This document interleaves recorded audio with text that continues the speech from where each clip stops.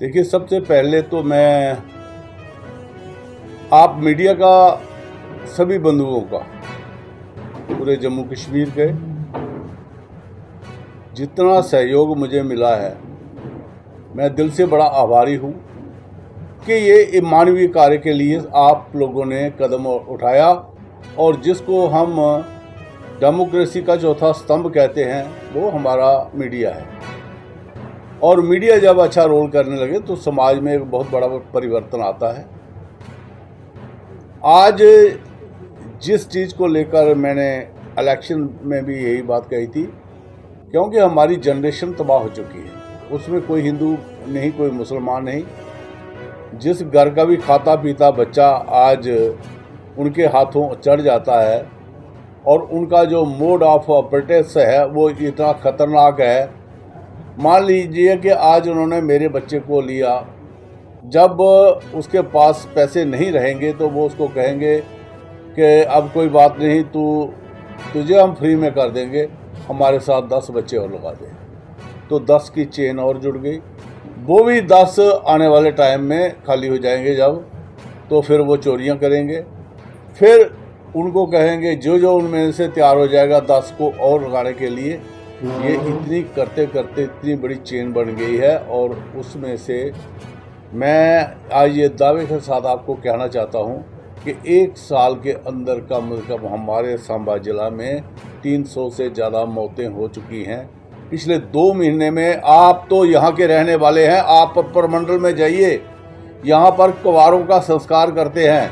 21 संस्कार 2 महीने में हो चुके हैं और तबाही हो चुकी है, कोई घर बचा नहीं है। और जो इसको कम्युनल एंगल से देखते हैं, मैं आज भी दावे के साथ कहता हूँ कि ये पहाड़ी गुज्जर हैं जिनके 4-4 डेरे हैं।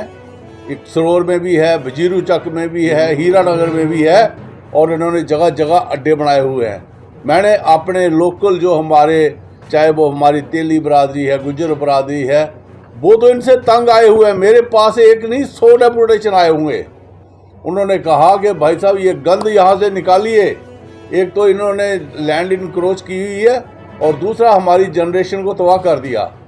आज ये आग जो है, ये नहीं कहो आप, जब सोसाइटी में बच्चा एक दूसरे के साथ बैठा है, थोड़ा फर्क, बच्चों में क्या फर्क होता, खेल रहे हैं इकट्ठे, वो कब किसका कोई पता नहीं। आज ये नहीं है कि मुस्लिम के बच्चे नहीं हैं, इसमें सभी इन्वॉल्व हो गए हैं। और जो ड्रग्स देने वाले हैं उनके भी बहुत मर चुके हैं। लेकिन ये आज ये समय है कि इस चीज़ को बचाना है। और मैं अपने भाइयों का, मुस्लिम बरादरी का, पूरी का, मैं इनका आभारी हूँ कि जिन्होंने आगे चल के आया और मुझे इतनी सपोर्ट मिली है कि सभी लोग ये कह रहे हैं, हमारे आस पड़ोस में जितने लोग हैं सभी ने सराहना की है और ये कहा है कि हम आपके साथ हैं। इस मुहिम को अब ठंडा नहीं होने देना जब तक इनका सफाया ना हो। हमें ड्रग्स जो है वो एंड तक ख़त्म करनी है। और जो इनके आका पीछे बैठे हुए हैं, मुझे तो दुख इस चीज़ का है कि कोई नहीं बचेगा। जब आग लगती है तो वो ये नहीं देखती कि ये घर हिंदू का या मुसलमान का है, वो जला के ले जाती है सब कुछ। इन दोनों का चोली दामन का साथ है।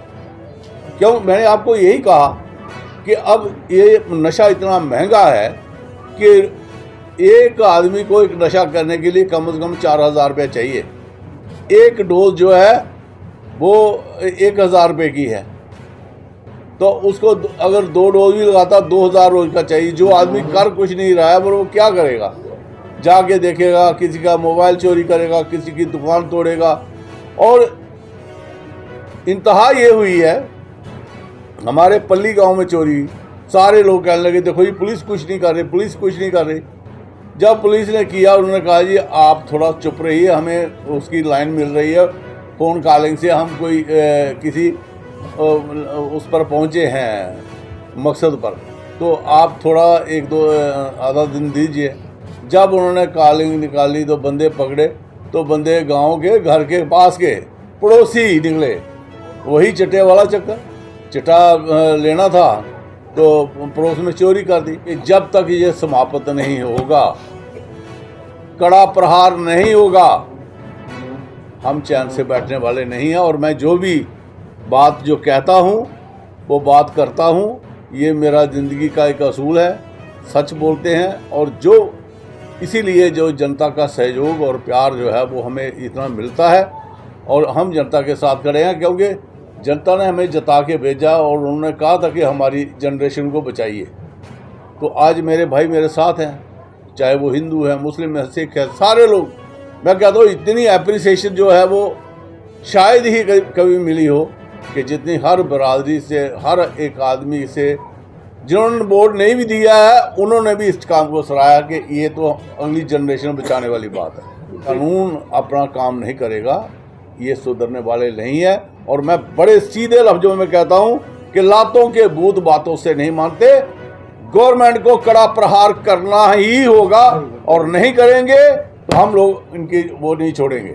सर आपके ऊपर है जो आपने कि जो हर गलत काम के लिए एक शील्ड है। एक मैं आपको एक कहना चाहता हूँ कि ये एक एनेक्सेस है। इनके कुछ वकील हैं, कुछ स्टूडेंट हैं, कुछ इनके लीडर हैं जो देश को कमज़ोर करने के लिए, मैं ये कहता हूँ कि देश की एकता, अखंडता, भाईचारा, उस पर कभी भी आंच नहीं आने देंगे। और ये ऐसे जो जलील लोग हैं, मुझे तो खुशी है कि आज जो नशे के फेवर में आएगा वो खुद नंगा होगा और जनता उनसे नफरत करेगी। आज जो रजौरी वाला बात कर रहा है, मेरी कल ही बात हो रही थी जुल्फकार से, भाई से, वो कहता भाई साहब जो हालत खस्ता हालत हमारी हो गई है, कहता आपके तो ये पहाड़ी गुजर कर रहे हैं, हमारे अब हर एक आदमी शुरू हो गया, क्योंकि पैसे बड़े बन जाते हैं। 50,000 का लो, लाख रुपए बन गया शाम को, हर एक आदमी इन्वॉल्व हो रहा है। और जो बच्चा देखते हैं, मान लीजिए आपके पास पैसे हैं तो आपके बच्चे को पकड़े हो, यार एक डोज लगा के दे, वो आसमान तारे नज़र आते हैं, दिन को मज़ा आता है। और वाकई नशे का वो कुछ अलग ही होता है, अभाव होता है। और जब वो एडिक्टेड हो जाता है फिर वो तड़पता है। आज कोई घर बचा नहीं है। जो बातें कर रहे हैं उनका अपना घर संभालें, उनके घर में भी कोई चिट्टा लेने वाला होगा। शर्म आनी चाहिए ऐसे लोगों को। जलील लोग हैं ये, जो उसको जाति के आधार पर देखते हैं।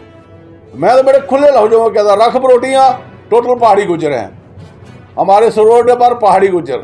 यहाँ पर बलौल में सारे पहाड़ी गुजर हैं। हमारा लोकल एक भी आदमी नहीं है, चाहे वो गुजर है, चाहे वो तेली है, चाहे वो अन्य समाज से है। जितने मुसलमान हैं हमारे, वो बेचारे जीना चाहते हैं, उनके बच्चे पढ़ाई। हमारे तो सिस्टम सारा बदल गया है। बच्चे एजुकेशन में जा रहे हैं, अच्छे से अच्छे स्कूलों में पढ़ा रहे हैं। उनका जो स्टाइल ऑफ लिविंग है वो इतना अप हुआ कि आप सोच नहीं सकते। और ये लोग तो हमारे लिए नासूर बने हुए हैं। इनको दफ़ा कीजिए, जहाँ से ये आए हैं वहीं जाएं, वहाँ गंद फैलाएं।